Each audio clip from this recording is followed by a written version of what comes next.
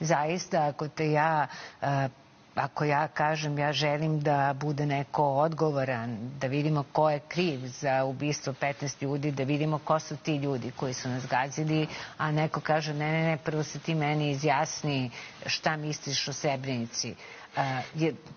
Da li je to za vas jedna užasno providna spin diktatura?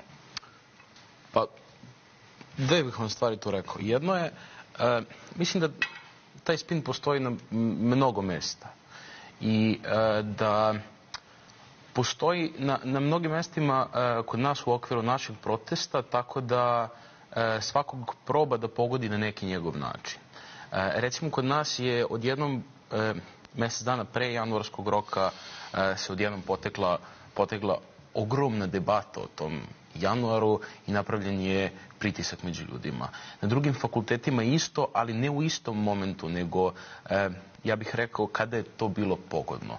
Mislim da takve stvari, takva spinovanja ne okreću se samo prema ovome što je prema kolegi učinjeno kao određeni pritisak, nego da se pokušavaju da konstruišu tako da svakog probaju da ubodu tamo gde može da boli, gde može da uvede razdor među ljude. Je to zapravo posao bije, u stvari?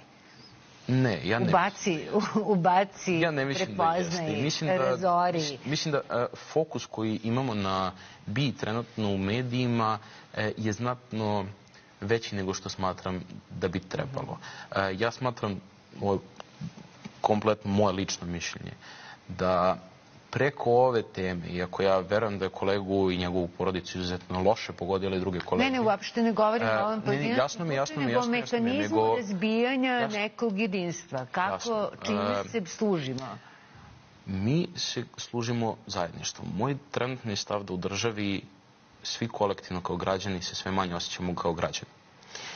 Da nama ta titula, da smo mi sad građani, da mi sad pogledamo svoje dokumente kao ok, ja sam deo jedne zajednice, sve manje znači.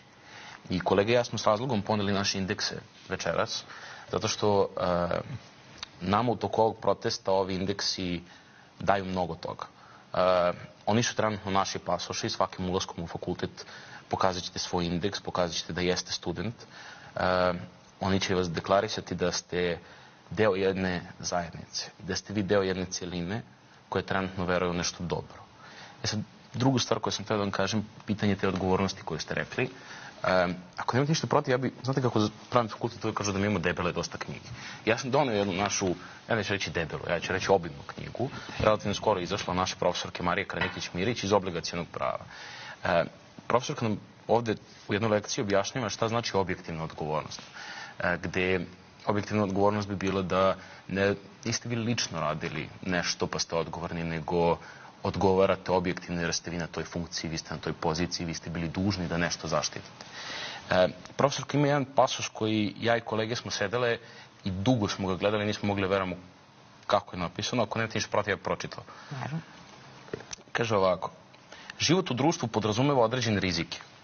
Čovek se neprestano izlaže opasnosti od štete i s tom opasnošću računa, prihvata je kao normalno. Koji je to normalan, uobičajeni rizik stupanja u odnose sa drugima, na koje opasnosti mi pristajemo samom činjenicom suživota? To je pitanje merila koje jedno društvo prihvata u određenom vremenu. Ako pri normalnom, jednom uobičajenom riziku nastupi šteta za koju nema ničije krivice, onda niko i ne odgovara, šteta pogađa onoga kome se dogodila. Međutim, ako je rizik štete povećan prema tom merilu društveno prihvatljivog, onda gospodar tog abnormalnog rizika, onaj koga stvara i onaj koga održava, treba da snosi negativne posljedice njegove realizacije. Mislim da je to odgovor neki koji bih mogao da vam dam. Dajem pod pitanje, kako ste vi ovo razumeli? Hajte svojim rečima, znate to što kažu profesori, a da kažete sad ovo šta bi bila suština ovih 20 rečenica koje ste nam pročitali. Ako ovo što govori profesor, primenimo to znanje na ovu situaciju. Postoji neko koji je objektivno odgovoran za opštu sferu u društvu, koja je